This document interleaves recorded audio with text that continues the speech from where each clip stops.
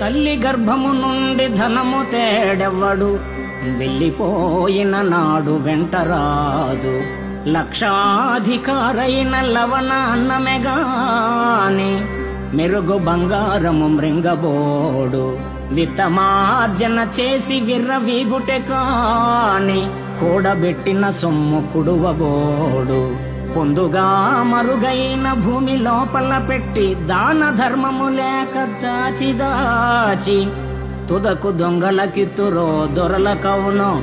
తేనె జుంటి గలియవా తెరువరులకు, భూషణ వికాస శ్రీధర్మపుర నివాస. దుష్ట సంహార నరసింహ దురిత దూర.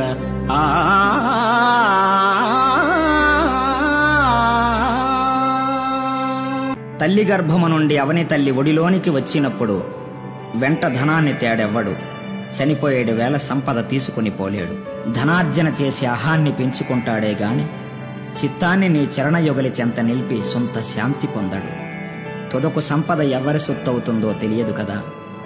తేనెటీగలు దాచిన తేనె బాటసారుల సొత్తయినట్లు.